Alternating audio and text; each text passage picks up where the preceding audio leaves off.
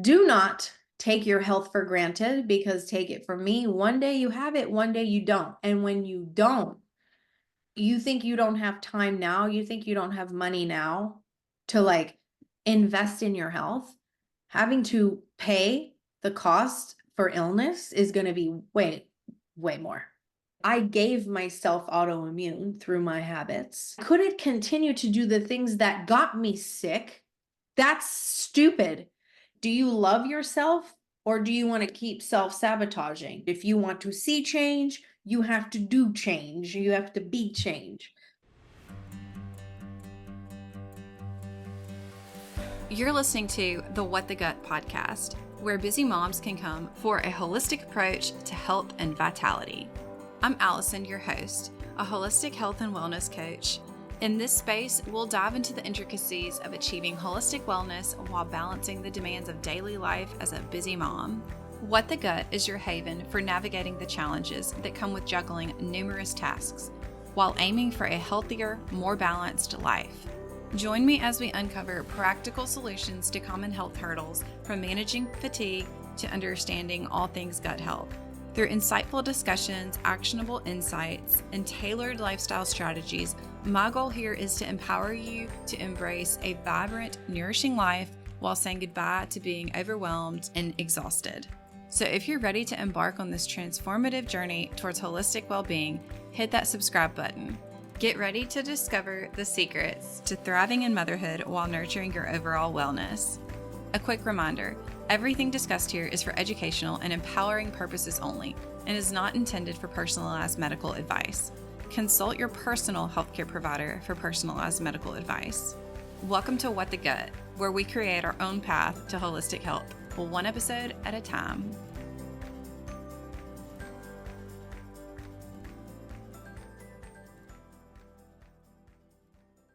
Today on the podcast, I've got Claude Racine. And Claude, you have been a professional backup dancer, and now you are a functional nutritionist. You reversed your Hashimoto's after losing 35 pounds postpartum in your 40s.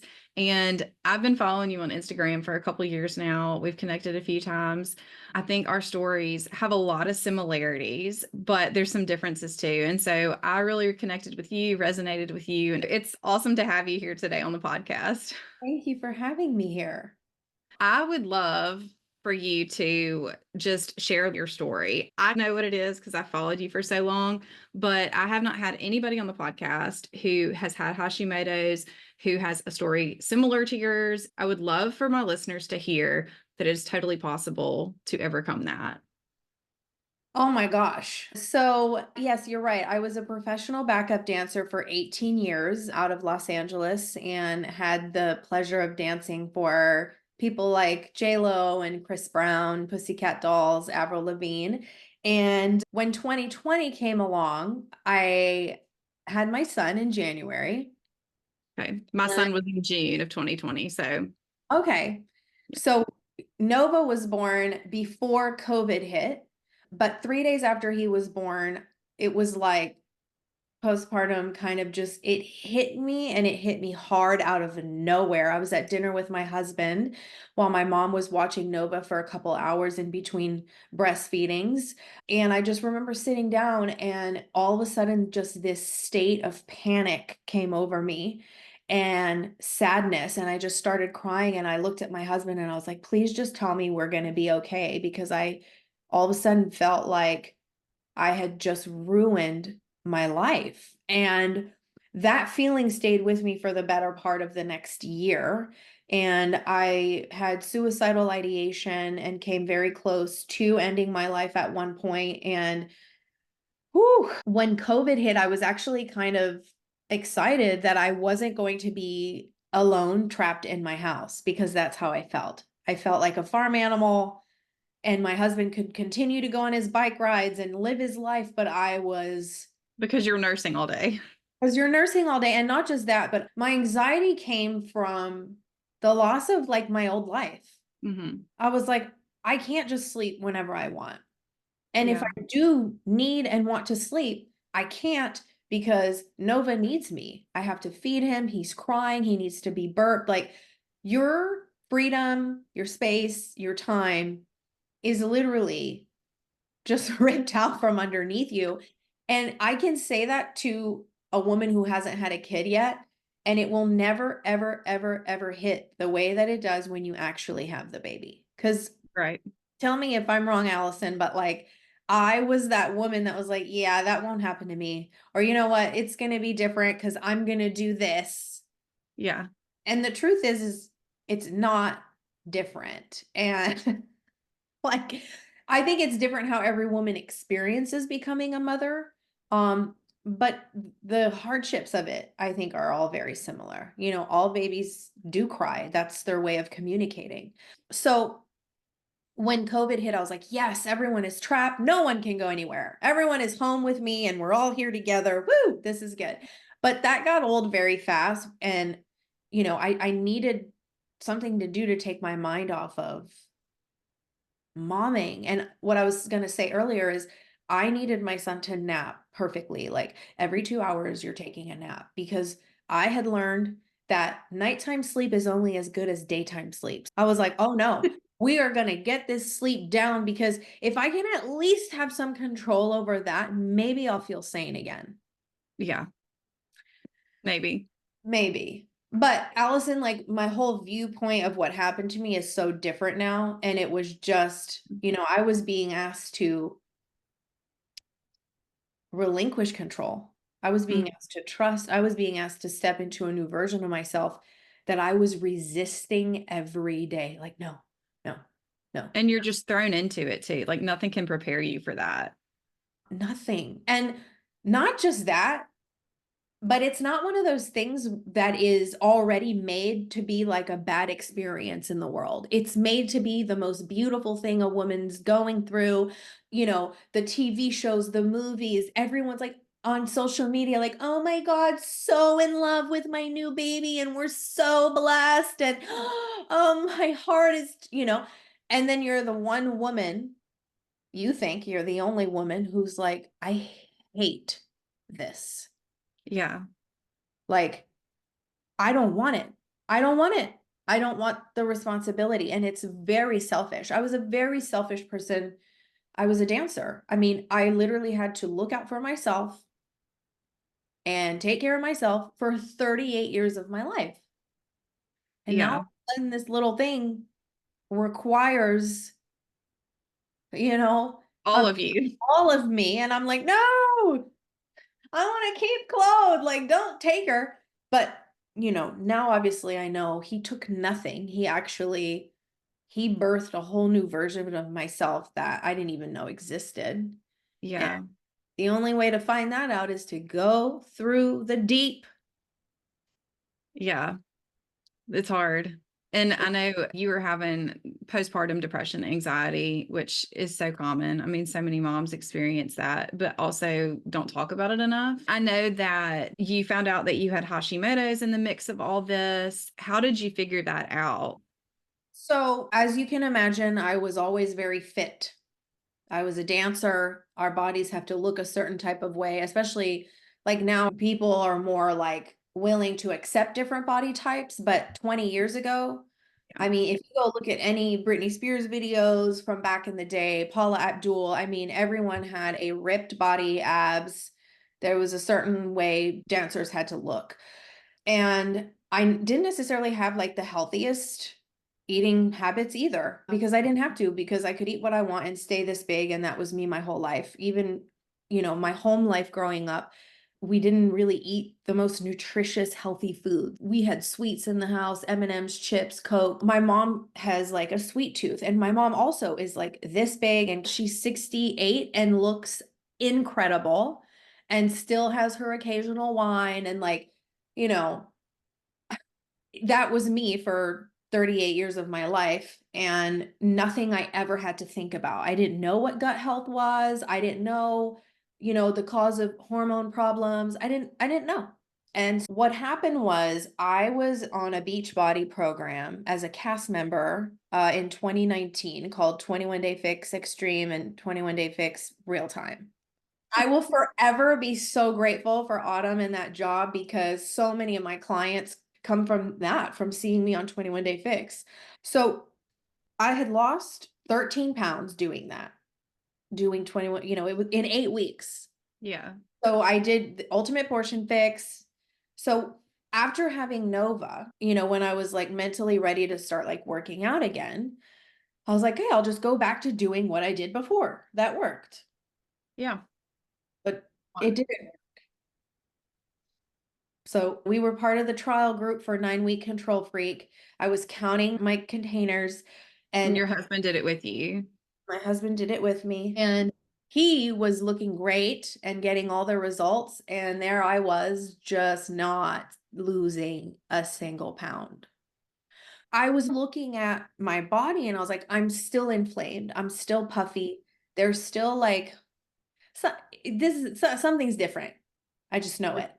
And Not coming off like it used to. no. And at the time, of course, like what's interesting is not a lot of people were having these conversations then. Now I Yeah. feel like it's everywhere, like women in their 40s, hormone health, and it's different. Now Mhm. everyone's talking about it.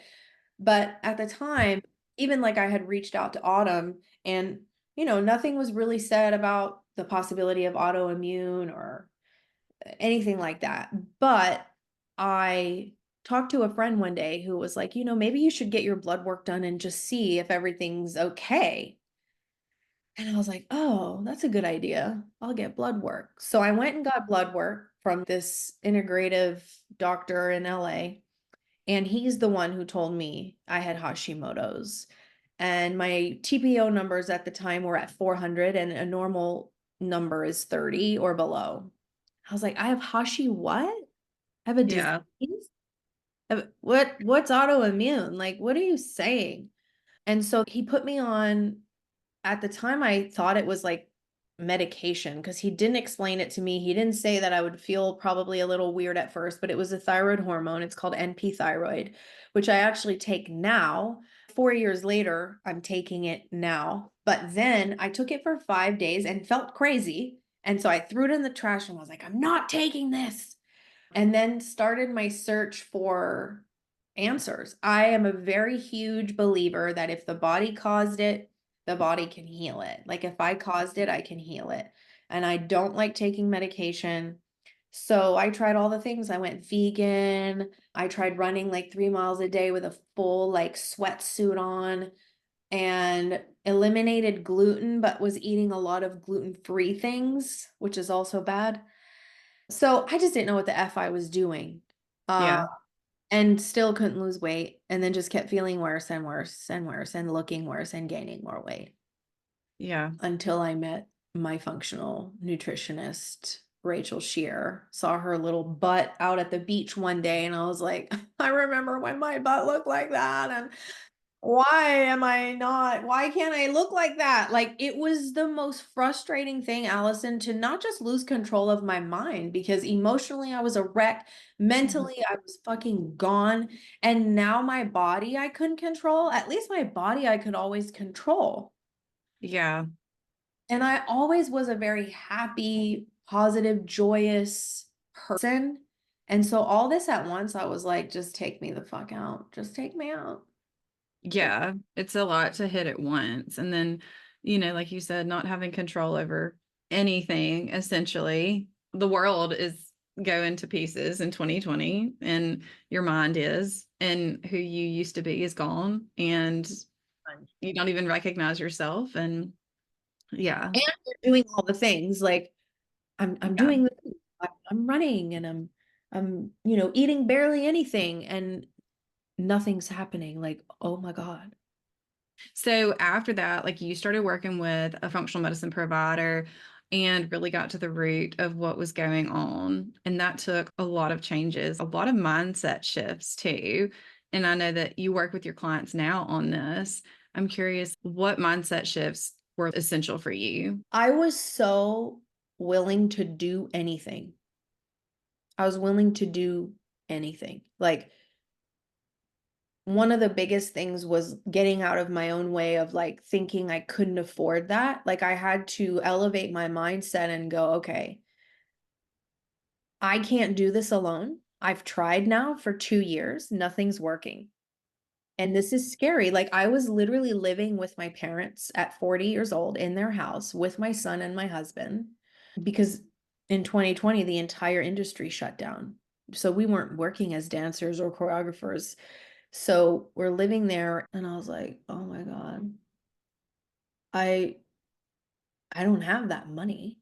Yeah. But I know if I don't spend it, I'm going to stay here and I don't want to. So the mindset of like understanding that this was an investment and this was my only way out of my current situation. If I wanted to change, I was going to have to do something different and big. And then once I committed, it was like my mindset was all or nothing. I'm not going to Yeah. do 98%. Right. Just give 99% effort when I can do 100%. So as soon as I signed up, I made the decision. I'm going to listen to whatever she says. I'm not going to look right or left or up or down and listen to that person and doubt it. I'm going to listen 100%. I gave up gluten, dairy, sugar, alcohol in one fell swoop, and I did not cheat or go off my plan for 6 months straight. And so mindset wise, it's like, I'm going all in. A lot of times I hear a lot of women using limiting phrases like, I'm just slowly adapting. I'm just going to take baby steps. Yeah. Oh, this is a big change. I'm giving myself grace. I won't work with you. I will not. You cannot be a client of mine if you are not willing to be completely savage and Yeah. put your health first 100%. Like I make expectations very clear that it is no gluten, dairy, sugar, alcohol, and you have to be willing, at least for the time that you're working with me, but my hope is that you keep it out of your life forever, especially alcohol and gluten. But like, do I have clients who slip up and who say things like this to me? Like, oh, I'm slowly adapting. Yes.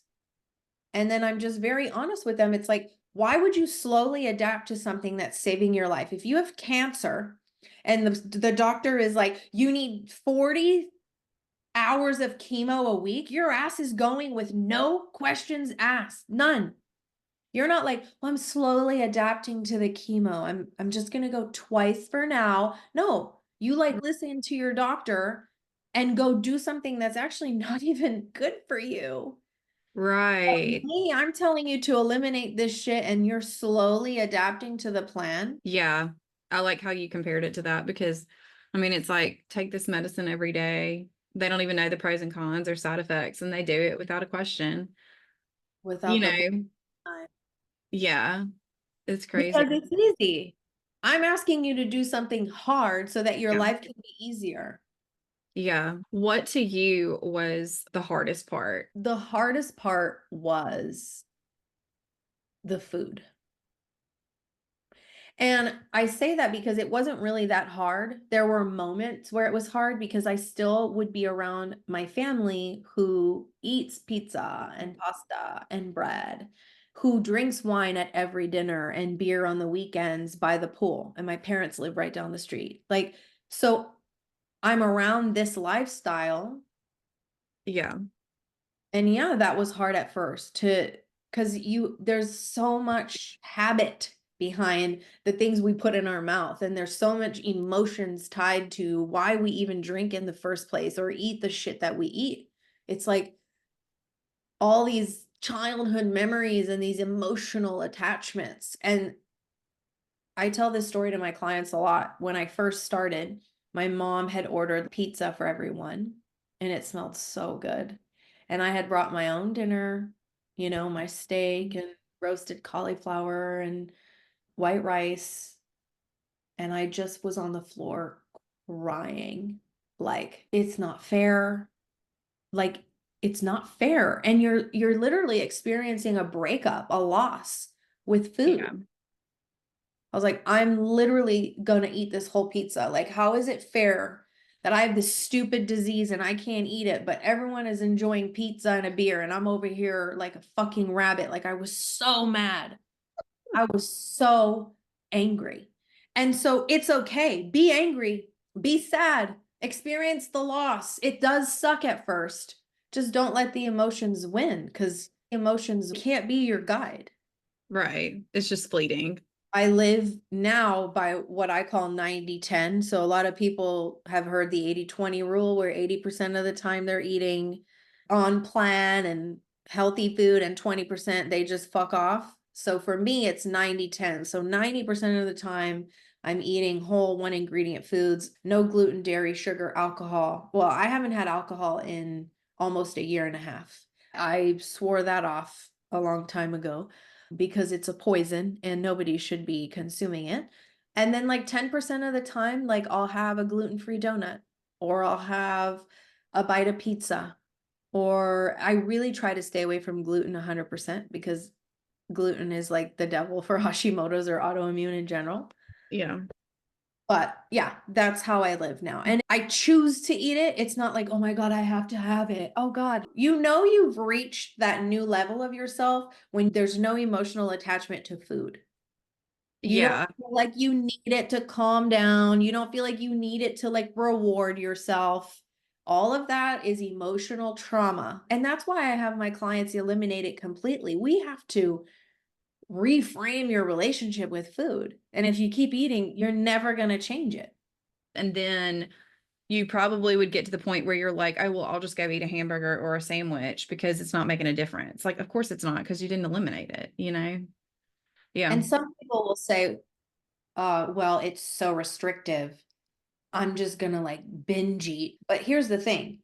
If you believe that and that's the belief system you're living on, then yeah, that will be your reality. But how about I'm going to eliminate it so it no longer has control over me.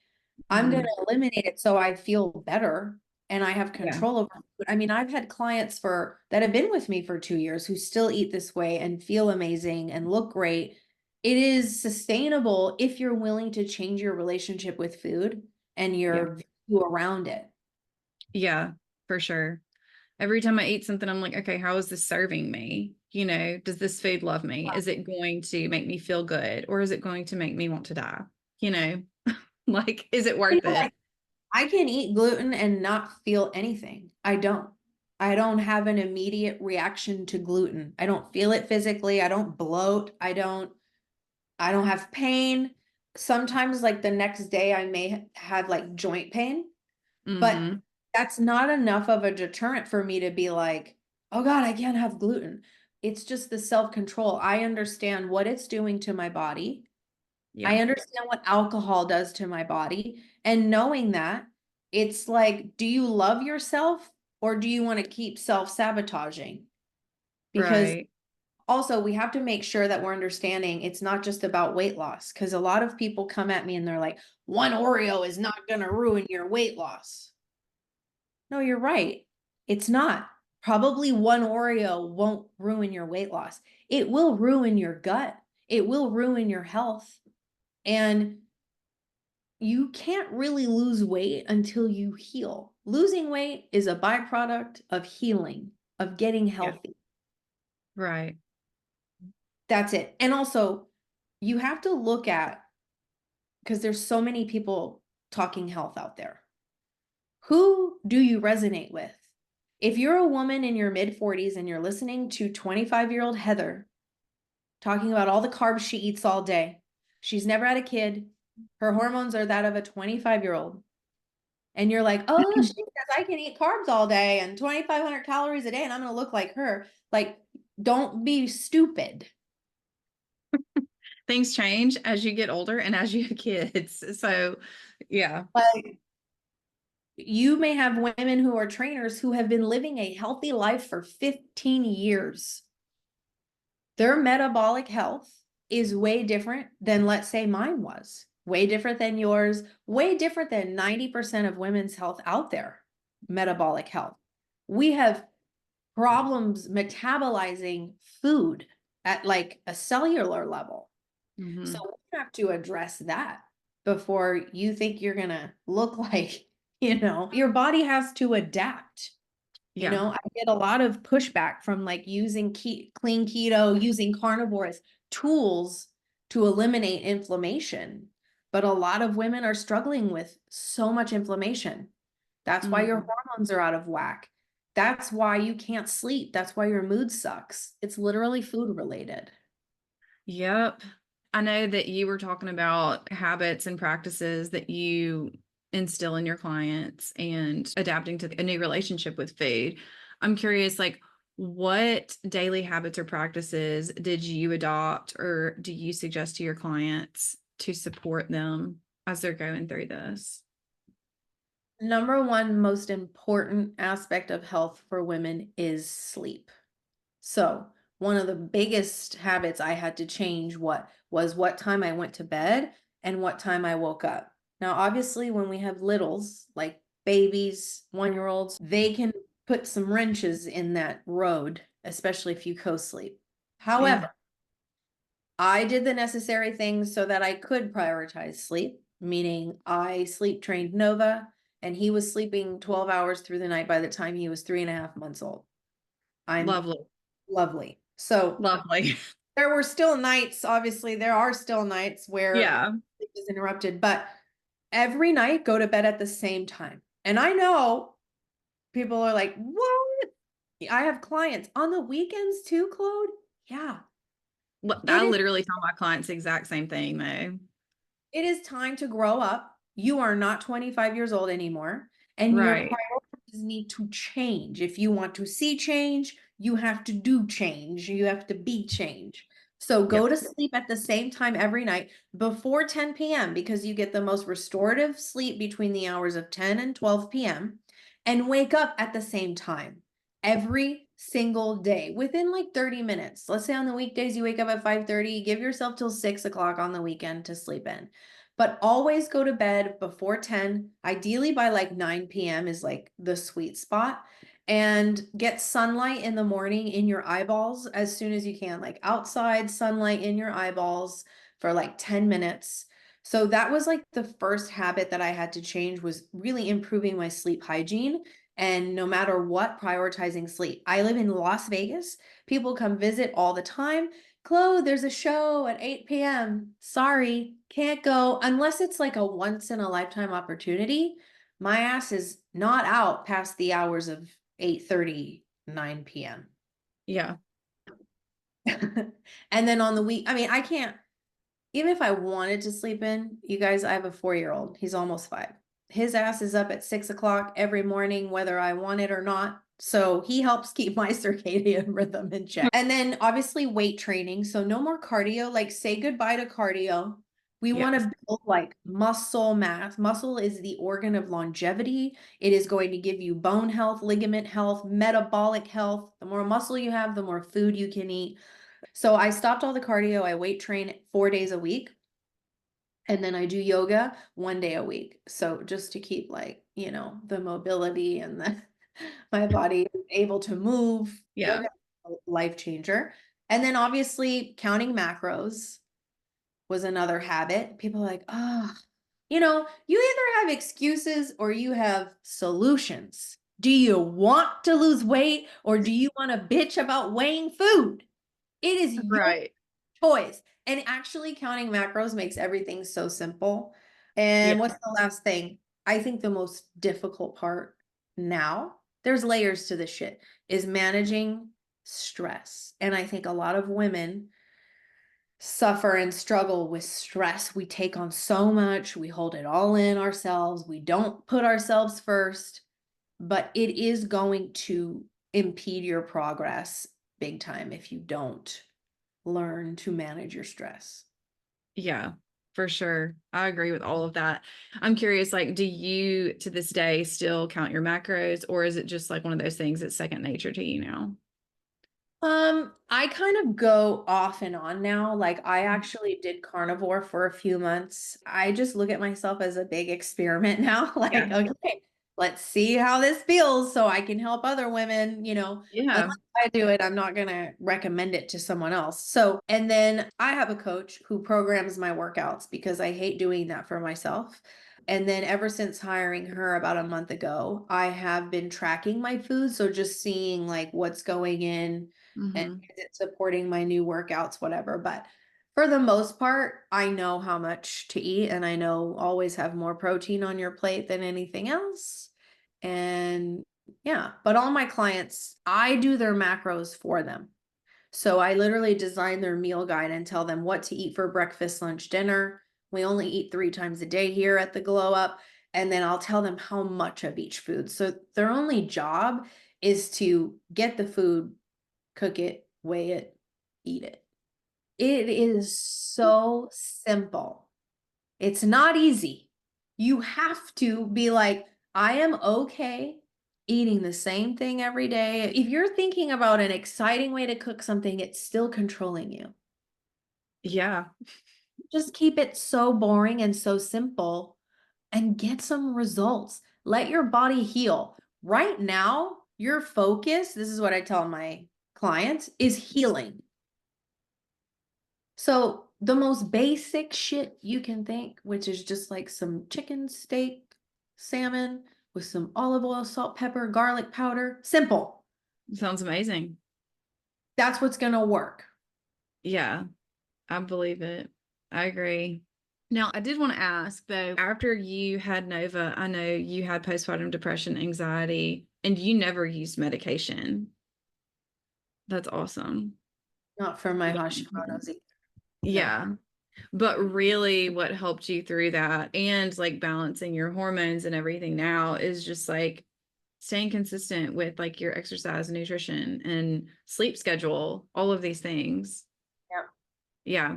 Yeah. And that, that's the thing is sleep, managing stress, exercising, eating whole foods. There's a gut brain connection. If your gut is inflamed, your brain is inflamed. And I firmly believe that how I was eating through my pregnancy, which was not great, Yeah. my life before, led to some gut issues that threw off my hormone levels. And know that when you're pregnant, your hormones go up by 300%. And then when you give birth, they come crashing down. It's not like a slow decline back to normal, it's a crash. A bad diet is not going to help that. Right. Right. So then, because I was feeling all these feelings, I was drowning myself in food and alcohol to try to comfort myself. So Mhm. if you see the pattern, like I gave myself autoimmune through my habits. And so then I had to just change everything in order to heal. I couldn't continue to do the things that got me sick. That's stupid. If you're trying to continue to do the things that got you fat, that doesn't make sense. Right. Yeah. You've completely put it in remission. And control that bitch. Yeah. What are your numbers now? So I get my blood work done every 6 months, and I recommend all women do that. And so they went from 400 to 139, and then they went up to 144, and then they went back up to like in the 200s. And I also had breast implants for 18 years and got them removed last year. Yeah. And it's a very invasive surgery. So I do think that there's also the antibiotics and the anesthesia, which sent my body in a massive like inflammatory state. So my numbers went up after that. And I wasn't Right. experiencing any like BII. I actually felt very good and healthy. It was just a personal choice of like, they're 18 years old. My right one fucking bothers me all the time. Like this muscle was always like tight. I just was ready to have them out. And I was thinking that my body would react pleasantly and be like, thank you. Thank you for removing these. But what happens is my body got accustomed to living with it in there. Yeah. So I removed it and now it's like, wait, what's happening? Where'd they go?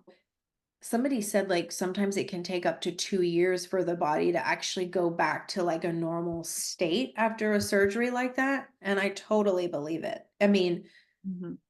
it has been a journey since. Yeah.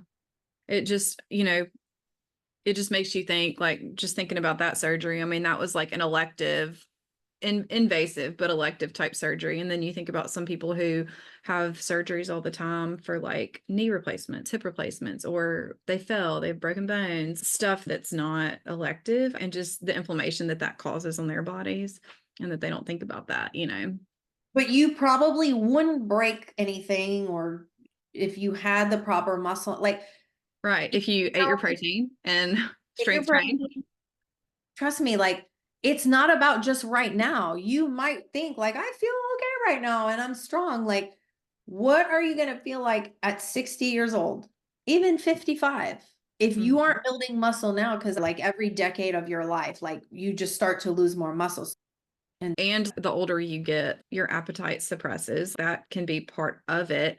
But then you see these sweet little old ladies who have sarcopenia and are so tiny and don't eat anything all day, like no protein, nothing. And so instilling these habits now where you're eating your 3 meals a day, focusing on yeah, protein and strength training, that is going to set you up for success. So you're not over here like shriveled up and breaking bones when you're old. or obese and Yeah, or that for sure. do not take your health for granted, because take it from me, one day you have it, one day you don't. And when you don't, you think you don't have time now, you think you don't have money now to like invest in your health. Having to pay the cost for illness is going to be way, way more. Yeah, for sure. I did want to ask you about your business and how you started it, how you got into helping other women do this. So after COVID, so about a year of, postpartum depression, every day I was literally like, I need something to do. I need something to do to take my mind off of what I'm going through. Like, I need a purpose. Yeah. And I started a direct sales business with a company called Lime Life, and I was selling skincare and makeup from home. And I actually fell in love with it and loved it and scaled my business pretty quickly. I started my business January 2021. After I started really investing in my health, I quadrupled my income, went from like, I think I was making like at most like 8K a month selling skincare and makeup. And then next thing you knew, I was at 35K literally 4 months later. And I was like, wow, this is amazing. And so as I was losing weight, reversing my Hashimoto's, I was sharing that with my social media, and everyone, including you, Claude, how'd you do that? How'd you do Yeah. that? How'd you do that? Wow, you look amazing. And then one day I went to this performance summit that Bedros Keuilian put together, and Wes Watson walked on stage and was calling like all the men like pussies and like you shouldn't have man titties. And I was like, okay, there's not a lot of men that talk like this guy. And he's very real and honest. And I resonate with that. It's like the male version of clothes. Yes. I was like, oh my God, he is spitting facts and he's not like sugarcoating it. And then he goes, if you have overcome a problem, it is now your job to help others do the same. And I had this light bulb moment in the middle of this live event. Like, oh my God, I'm literally helping women with their skincare and makeup, which is great, but I know how to lose weight, balance hormones, and reverse chronic illness. Yeah. And in that moment, I was like, okay, I have to become a coach. Yeah. A week later, I hired him. He was a $7,500 investment, which I made back in 1 week after investing in him. And I just started putting it out there on Instagram, like, hey, if you're a woman, da da da da, da, I want to help you, da da da da da. And Yeah. I literally made 25K my first month. And you already had like such a huge following. So you had all these people watching you. Yeah, Yeah. I did. That's awesome. But That's awesome. remember all these people, because a lot of people will say, well, everyone knows me as like as a skincare and makeup person. Everyone knows me as a dancer. And what I never, ever, ever cared about or thought twice about was like, how am I going to step into this new thing? I just stepped into the new thing and was like, hey, I am now offering coaching. Not like, okay, guys, I'm no longer going to be selling skincare and makeup. I didn't explain myself. I just started being that thing. Yeah. But it worked and everybody Yeah, that's responded. what I'm I saying. mean, Like, don't hold yeah. back. Jump. Yeah. Just jump and figure it out. Figure out the details after. Take the jump, then figure out the details. Yeah. That's awesome. This has been such a fun talk. And I'm so glad that you were here today on the podcast and shared all of this awesome information. Do you have anything else that you want to share with our listeners? Well, you guys can all go to @glowupwithclaude on Instagram and follow me there. I post a lot of fun content, educational content, free, information about what you should eat, shouldn't eat, why your hormones are this, and why you can't lose weight. So go follow me there. And thank you so much, Allison, for having me on today. It's been really fun.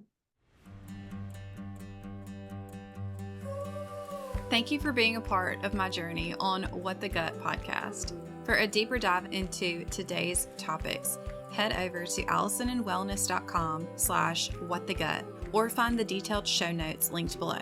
Hey, and don't miss out on future episodes. Hit that subscribe button, and if you love this one, please leave me a review. Let's keep the conversation going over on Instagram. Connect with me and stay updated and engaged with my awesome community. Plus, share these valuable insights with your tribe. They deserve to feel as amazing as you do. You can find me at Allison_and_wellness on Instagram. Your support means the world to me. I'm looking forward to our next awesome chat. But until then, stay curious, don't drink too much coffee, keep the vibrant energy flowing, and take care of your gut. Catch you real soon. Oh, and hey, if you're ready to dive deeper into personalized wellness, check out my one-on-one health coaching program at allisonandwellness.com. Let's make your journey to holistic health truly transformative.